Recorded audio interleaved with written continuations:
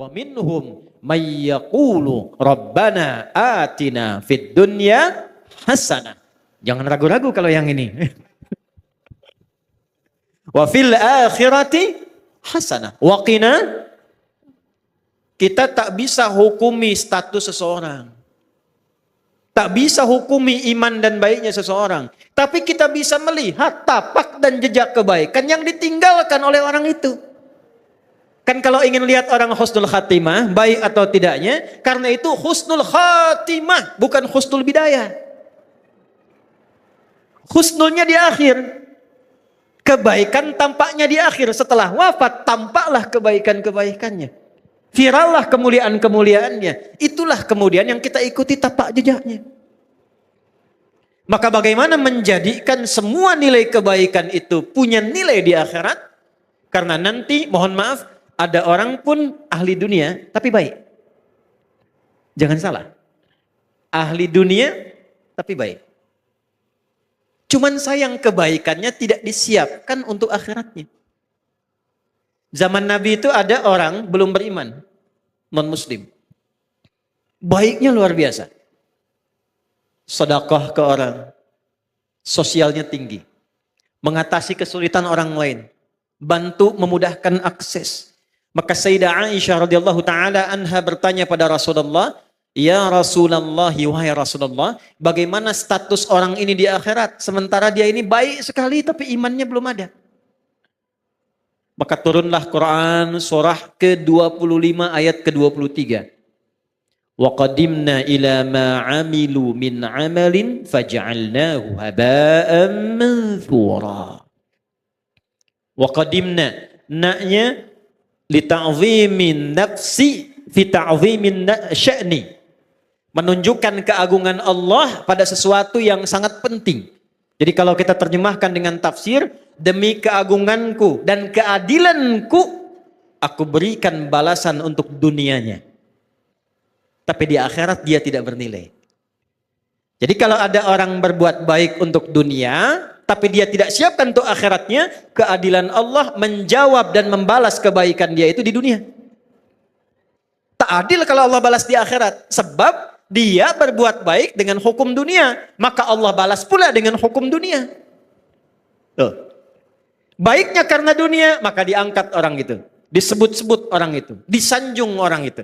Ada pula yang mendoakan. Tapi kalau tidak ada kunci akhiratnya, di akhirat kebaikan itu hanya akan menjadi debu yang berterbangan. Detil Al-Quran. Debunya terbang. Kalau terbang kan tak bisa ditimbang. Kalau debunya hinggap, masih ada berat. Tapi kalau debunya terbang, bagaimana menimbangnya? Maka kunci pertama, bagaimana kita menyiapkan bekal ke akhirat tanpa meninggalkan dunia. Yang pertama, rubahlah rutinitas dunia kita menjadi ibadah. Satu.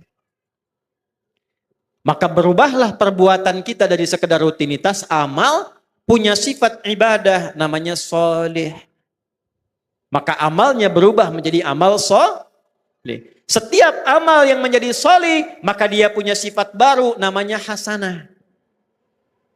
Ketika amal menjadi hasanah, maka dia punya poin. Poin inilah yang disebut bekal akhirat, namanya ajrun. Yang kita sebut pahala. Pekerjaannya tetap dunia. Tapi pekerjaan dunia ini karena diniatkan menjadi ibadah, amalnya menjadi saleh, perbuatan baiknya diridhai Allah menjadi hasanah, maka setiap hasanah punya nilai akhirat. Dari mana dalilnya? Quran surah ke-6 ayat 160.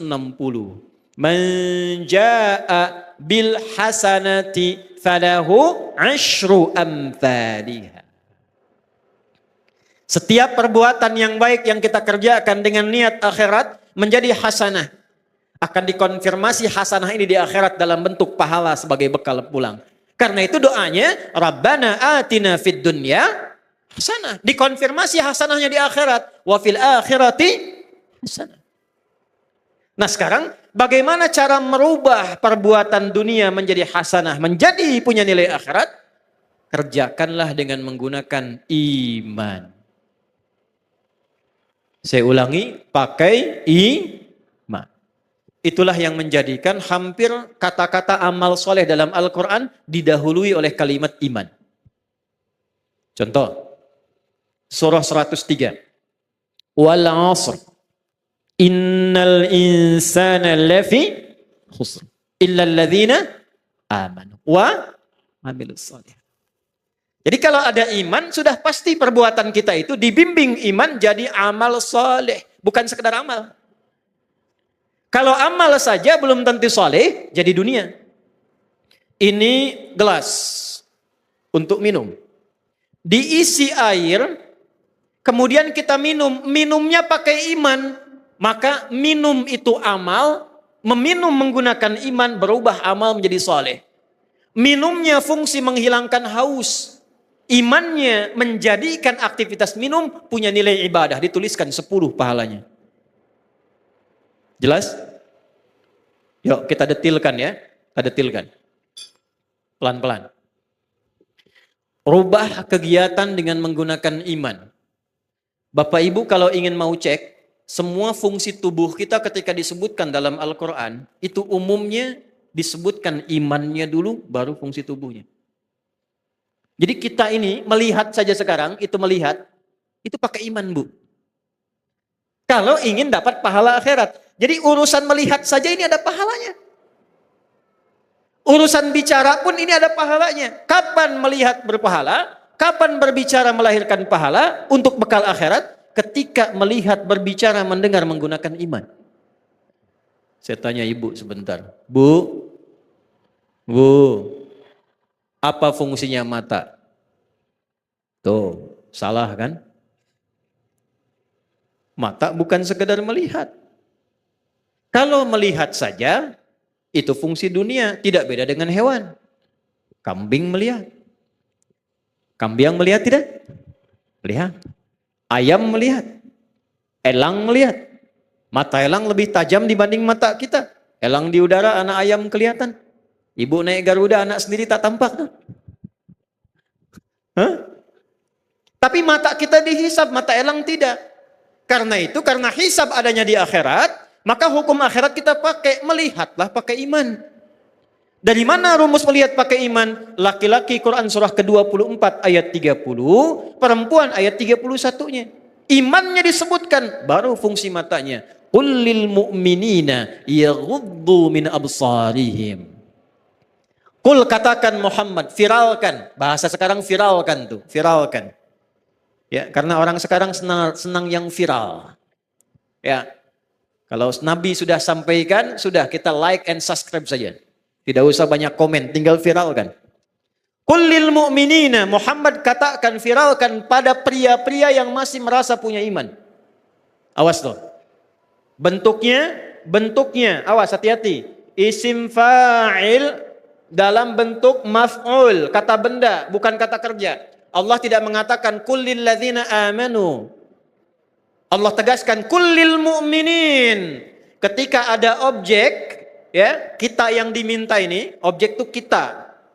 Ya, yang diminta oleh Allah, menggunakan kata benda, isim, itu hukumnya lebih kuat dibandingkan kata kerja. Karena benda tidak berubah. Pekerjaan masih bisa berubah. Ya, contoh, ini gelas sampai kiamat kurang 2 hari tetap akan jadi gelas. Tidak akan pernah jadi ayam. Karena benda. Tapi semua terkait pekerjaan, ya, maaf, termasuk masuk kepada sifat karena dia unsur pekerjaan pasti berubah. Sayang, itu sifat yang masuk pada kata kerja. Orang tua sayang pada anak, diberikanlah pelukan, diberikanlah senyuman, pekerjaannya itu. Ya, tapi sayang itu tidak selamanya akan sama. Coba ibu saya tanya. Suami ibu dari awal nikah sampai sekarang sayangnya sama enggak? Ah, kencang tuh. Tidak. Ke masjid itu berangkat pekerjaan. Bisa ada orang semangat, bisa ada orang lambat. Tergantung motivasi. Tapi kalau benda tidak berubah. Maksudnya apa? Ini sepanjang mata masih tetap jadi mata. Bagi orang beriman fungsinya tidak akan berubah. Apa fungsinya? Yaghuddu min absarihim, imannya akan membimbing matanya hanya untuk melihat apa yang dibenarkan oleh imannya. Bila kata imannya ini tak baik, maka ghaddul basar. Kata imannya palingkan. Karena itu standar pria yang punya iman, imannya akan menuntun matanya dan membuat batasan. Ini yang boleh dilihat, ini yang tak boleh dilihat. Beda dengan yang belum punya iman, semua bisa dilihat. Lisan, dari mata turun ke, oh jangan langsung ke hati aja mbak. Dari mata turun ke lisan, ke mulut nih. Apa fungsi mulut? Mulut ketika disebutkan di Quran, imannya dulu disebut baru lisannya. Ya ayyuhalladzina amanu, imannya dulu. La yashar qaumin qaum. La yaghtab ba'dukum ba'da. Nabi kuatkan, man kana yu'minu billahi wal yaumil akhir, imannya dulu. Falyakul khairan aw liyas. Ternyata mulut fungsinya untuk berkata yang baik-baik. Kalau punya iman. Jadi kalau kita bicaranya dituntun oleh iman, setiap bicara kita dituliskan pahala itu. Untuk bekal pulang. Jadi pahala itu bukan hanya dalam sholat. Pahala bukan hanya dalam zikir. Setiap kata-kata kita zikir. Setiap langkah kita itu zikir. Kalau diniatkan lillah untuk ibadah, itu ada pahalanya.